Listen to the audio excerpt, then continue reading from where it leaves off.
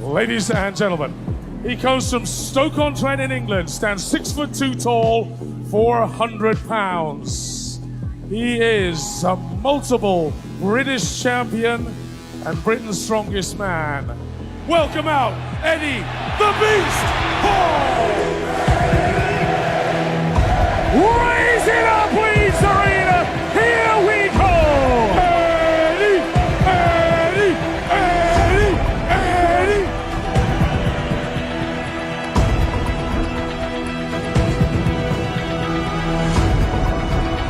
On the way we go! Ladies and gentlemen, Eddie Hall lifts the half-ton 500 kilograms is off the floor. 500 kilograms has been done. 500 kilograms is no longer a myth.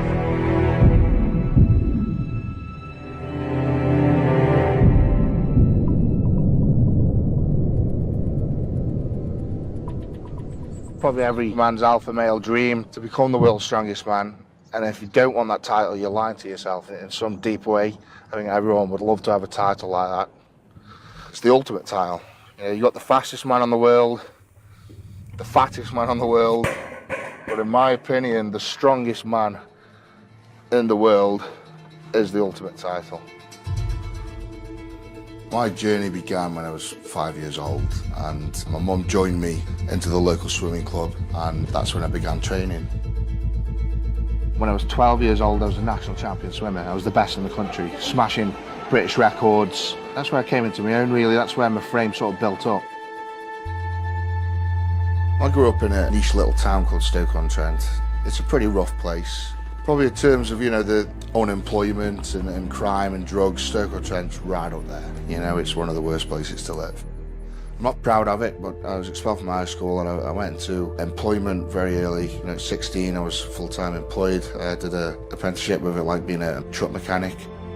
I did that until I was 27, you know, so I've done a good 10, 11 years of working 55, 60 hours a week and then training for 20 hours a week.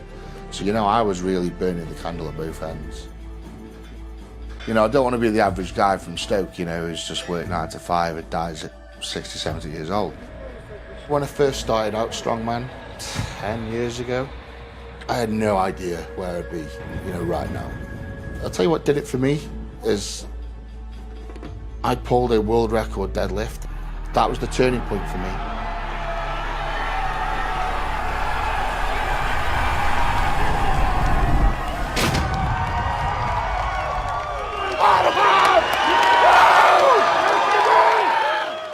So it was that weekend that I quit my job, never went back to work, and I became a pro strongman. That's when I started to believe. I'm living the dream. I work for myself now. Really, I'm living the dream.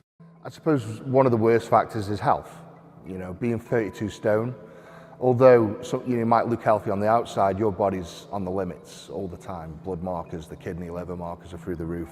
The hemoglobins are through the roof. It's a very dangerous place to be, and this is what people take for granted, and something that I've got to do to be the best is be huge. I remember when I did the lift, I did a little speech to the crowd, and then I got backstage and I just completely collapsed. You know, it was as if I just run a marathon, even though for that 4 or 5 seconds of lifting, it felt like I'd done 2 or 3 days of running.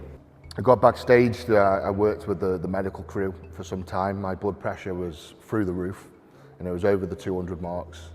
My heart rate was through the roof. It was like 160, 170, getting towards a max.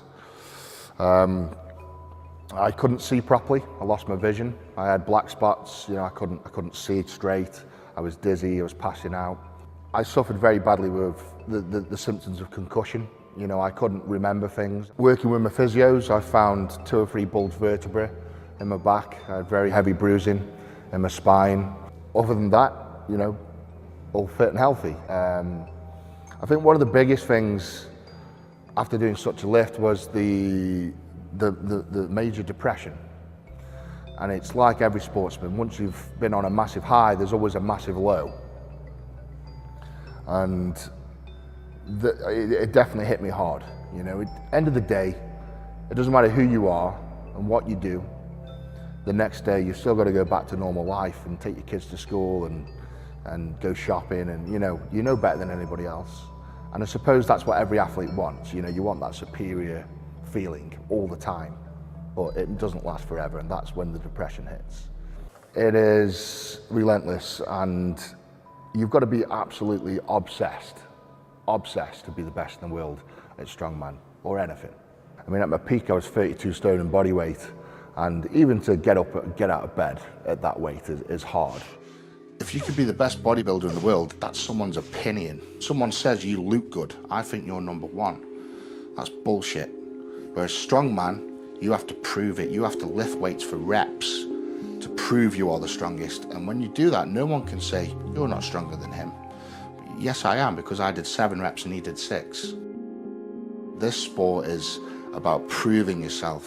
That's it, it's pure. There's no bullshit. There's no one to say, I don't think you're the strongest man in the world. Well, I don't give a fuck what you think. And for us to be the number one, the strongest man in the world, it's complete madness. Why do we do these things? Why do we lift weights? It's human nature. It's who's the alpha male. Who can pick the most weight up from the floor? Who is the strongest? And that's history, and it'll be a big part of history for thousands and millions of years to come, I'm sure. And that's why we do it. It's to find out who is the alpha male.